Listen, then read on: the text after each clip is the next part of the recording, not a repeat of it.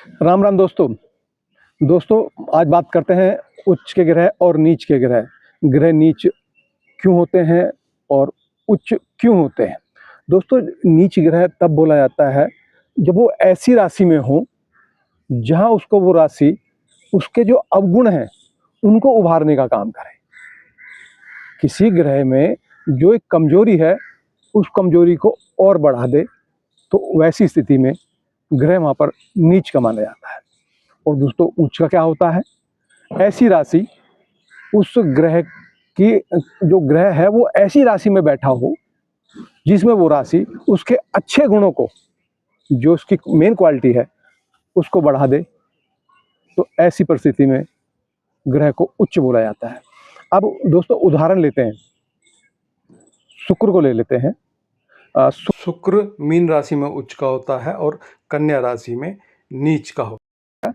शुक्र धन है, खूबसूरती है, रिलेशन है और पत्नी को भी बोला जाता है, स्त्री पक्ष को बोला जाता है। तो ये मेन है रिलेशन और धन। अब इनके बारे में बात करते हैं। जैसे मीन राशि में अगर शुक्र बैठ गया तो मीन राशि त्याग, समर्पण और प्रेम की बात करती है और शुक्र है धन और रिलेशन। और मीन राशि ये दर्शाती है कि वो कुछ भी नहीं चाहती, वो सिर्फ देना जानती है। मतलब जब यहाँ ग्रह बैठे तो वो जो विकार, 6 विकार हैं, उनसे ग्रह को मुक्त कर देती है।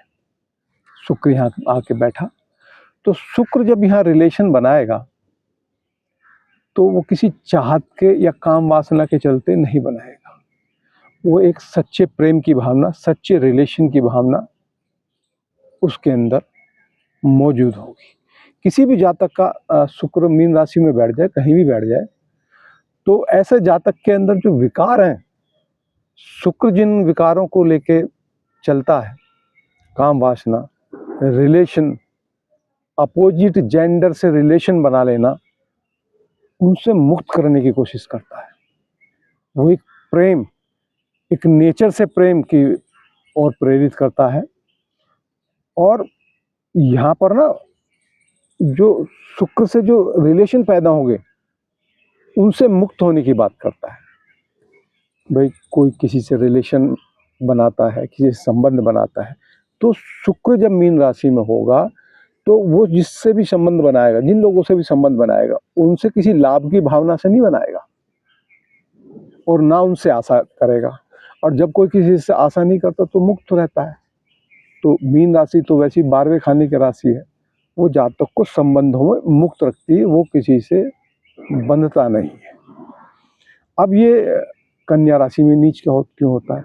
दोस्तों, कन्या राशि कालपुरुष कुंडली में 6ठे भाव की राशि होती है और ये बुध की मेन त्रिकोण राशि है। तो 6ठा भाव तो सारे विकारों का होता है और जो नीचे तबके के लोग हैं उनका होता है, संघर्ष का होता है, रोग रिपु ऋण का होता है। इस राशि में बैठ के दोस्तों, जब शुक्र इस राशि में बैठ जाता है तो ये सारी चीजें उसके साथ जुड़ गई जो मैंने आपको भी बताई। तो दोस्तों, वो रिलेशन जो बनाएगा उसके पीछे स्वार्थ होगा, उसके पीछे एक भूख होगी, क्योंकि ये बुध की राशि है और 6ठे खाने में इसका कालपुरुष कुंडली में स्थान है और 6ठा खाना अर्थ त्रिकोण में आता है। तो जब इसमें शुक्र बैठता है तो ये राशि उसको अर्थ के लिए प्रेरित करती है, काम वासना के लिए प्रेरित करती है। ऐसे रिलेशन जिनसे कोई लाभ निकले, या शारीरिक पूर्ति हो या आर्थिक पूर्ति हो, उस तरह के रिलेशन बनाने की इसमें कोशिश करता है। शुक्र धन का कारक है और ये एक तरह से अर्थ त्रिकोण की राशि है। तो वो ये नहीं देखता धन कमाते हुए कि किस काम से धन आ रहा है। जो शुक्र मीन राशि में बैठता है उसमें एक स्टैंडर्ड होता है, वो कोई नीच काम करके पैसा नहीं कमाएगा, या कोई ऐसा काम करके पैसा नहीं कमाएगा। लेकिन जैसे ही ये मीन राशि के बजाय कन्या राशि में बैठता है शुक्र, तो ये राशि उसको प्रेरित करती है कि धन चाहिए कैसे भी चाहिए, कुछ छोटा काम भी करना पड़े, जिसकी कोई सामाजिक मान्यता ना हो, सामाजिक तौर पे उसका स्तर बहुत छोटा हो, उस तरह से भी काम करने को प्रेरित करता है। लेकिन दोस्तों कई बार ऐसा होता है कि जब शुक्र यहाँ बैठा हो और उसको केंद्र में बैठा हो या त्रिकोण में बैठा हो, या फिर गुरु इसको देख ले, शुभ ग्रह गुरु बोला जाता है, गुरु विवेक का कारक है। तो दोस्तों जब इसके ऊपर इस तरह की गुरु की दृष्टि पड़ जाए, या किसी अच्छे खाने में बन जाए, अच्छे खाने में ये शुक्र बैठ जाए कन्या राशि के अंदर, तो ऐसी परिस्थिति में जातक कोई भी मेहनत वाला कोई भी काम करेगा, लेकिन उसमें एक मर्यादा होगी, एक मर्यादा होगी। क्योंकि अगर ये 6 या 8 के जो खाने हैं उन खानों में आके बनता है, तो दोस्तों वो मर्यादा को भूल जाता है। लेकिन जैसे केंद्र त्रिकोण में ये बनेगा, तो वहाँ व्यक्ति, क्योंकि केंद्र के स्थान और शुभ बोले जाते हैं, और त्रिकोण जो 1, 5, 9 है, ये धर्म स्थान है, यहाँ पे आकर ये थोड़ा मर्यादा में आ जाता है। तो कोई भी अगर ये काम करेगा ना उस स्थिति में, तो नीच काम जिन्हें बोलते हैं वो नहीं होगा, जो समाज के विरुद्ध है। हाँ, मजदूरी का कोई भी नीचे का काम जिन्हें बोल देते हैं लोग, कर्म तो खैर कोई भी बड़ा छोटा नहीं होता, लेकिन ऑफिशियल वर्क नहीं होगा, समझिए ना, कि भाई ऑफिस में बैठ के काम करने वाला। मीन राशि में ऐसा जरूर होगा, मीन राशि, क्योंकि वहाँ पर वो स्वार्थों को खत्म कर देती है, एक रिलेशन बनाती है, तो उसमें उसके कोई विकार नहीं होते, क्योंकि मीन राशि विकारों को खत्म कर देती है। दोस्तों इस तरह से ना ऊंच और नीच इस तरह से बोला जाता है। ये जो कुंडली दिखाते हैं कि भाई आपका शुक्र नीच का है, तो आपको ये समझ लेना चाहिए कि शुक्र के जो एनर्जी है आपके अंदर इस तरह की बन रही है। आप सतर्क एंड सावधान रहिए, रिलेशन बनाइए तो सोच समझ के बनाइए, को स्थिर रखिए उसके अंदर, है ना। शरीर भोग के प्रति लालायित हो जाता है जब शुक्र कन्या राशि के अंदर मौजूद होता है। ऐसे ही अब मैं उदाहरण के लिए मंगल को ले लेता हूँ। मंगल जो है मकर राशि में उच्च का होता है दोस्तों, और चंद्रमा की जो कर्क राशि है उसमें नीच का होता है। अब देखिएगा, मंगल के पहले चीज़ें बात करते हैं। मंगल है क्या? मंगल हमारे एक्शन का कारक है, हमारे जो शरीर की ऊर्जा है जिससे हमारा शरीर चलता है, जो हम वर्क करते हैं वो मंगल की वजह से करते हैं दोस्तों। चंद्रमा मंगल का मित्र है, लेकिन वो उसमें फिर भी नीच का है। शनि जो है मंगल का शत्रु है, या एनर्जी मैच नहीं करती, लेकिन वो शनि की राशि में उच्च का होता है। पहले मैं उच्च की बात करता हूं कि मकर राशि में मंगल उच्च का क्यों है दोस्तों। मकर राशि शनि की, शनि पेशेंस को दिखाता है, बहुत धीरे धीरे स्लो काम करने के लिए प्रेरित करता है। वो परफेक्शन से काम करने के लिए प्रेरित करता है, जल्दबाजी उसके पास नहीं होती।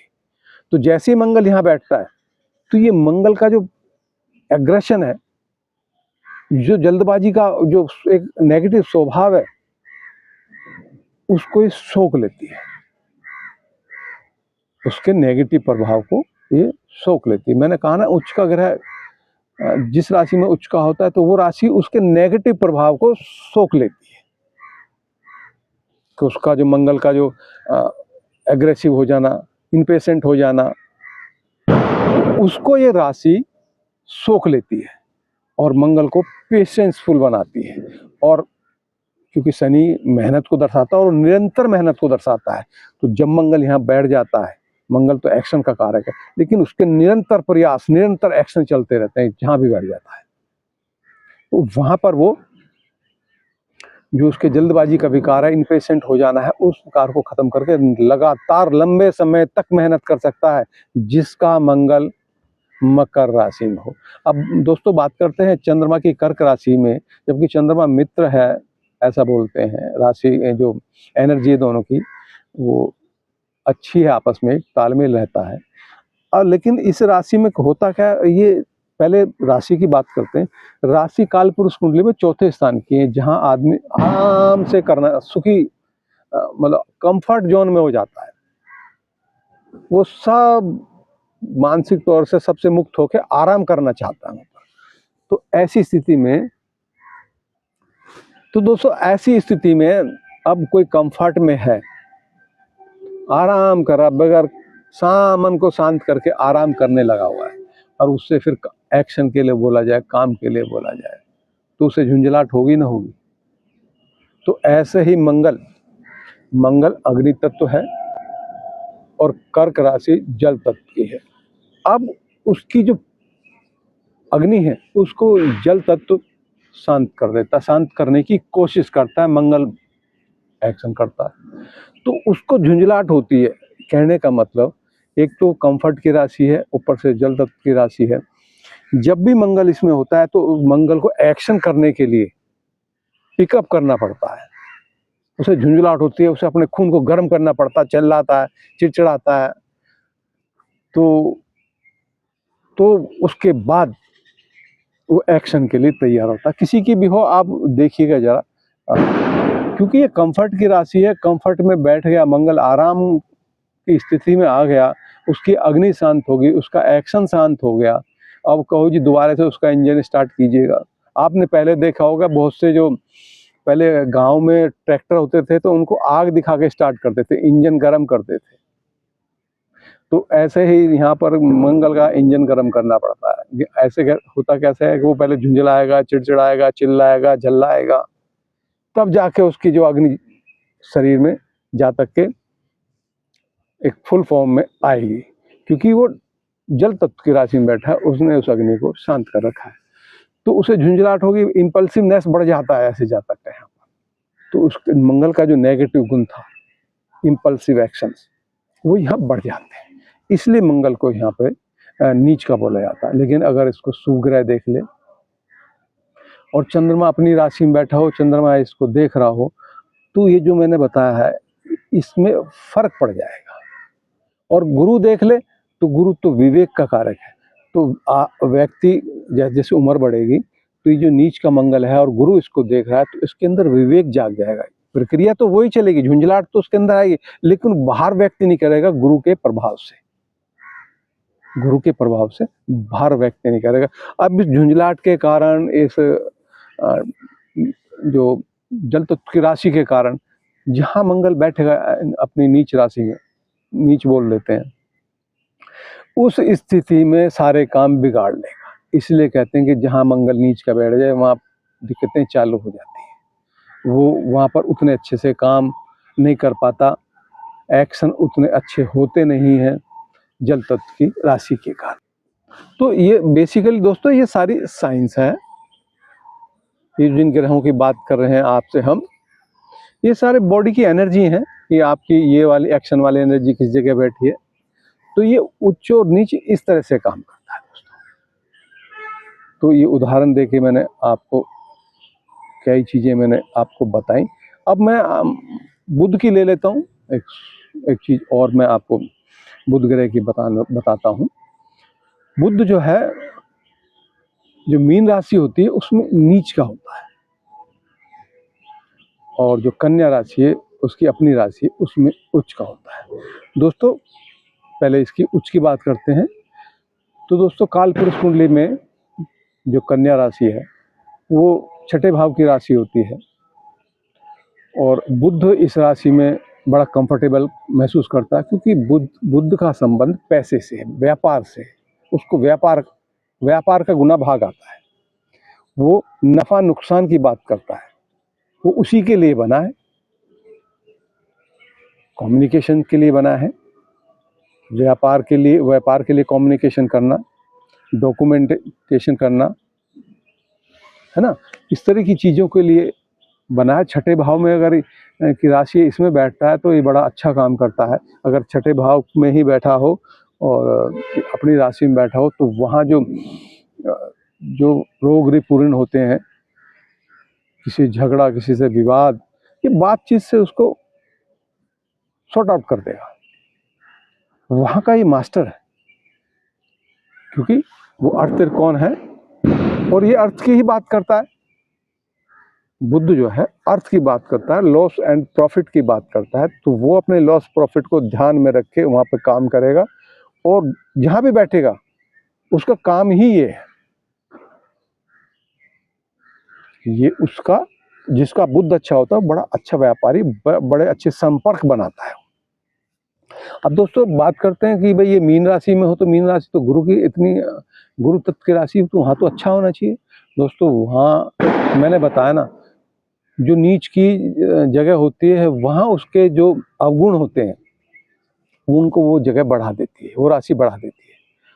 और जब उच्च की जगह पे बैठता है तो जो उसके अच्छे गुण हैं वो निखर के बाहर आ जाते हैं। अब दोस्तों बुद्ध यहाँ मीन राशि में बैठता है। मीन राशि गुरु तत्व की राशि, गुरु की राशि है, 12वें भाव की राशि है, जो मुक्ति की बात करती है, धर्म की बात करती है, दान की बात करती है, चैरिटी की बात करती है। वो अपने लिए कुछ नहीं है, उसके लिए अपने लिए यहाँ कुछ नहीं है। जो भी यहाँ ग्रह बैठता है वो अपने बारे में सोचने के लिए सोचने से रोकता है, वो समाज कल्याण के लिए सोचने के लिए प्रेरित करता है। बुद्ध तो व्यापारी है, उसे तो लेन देन आता है।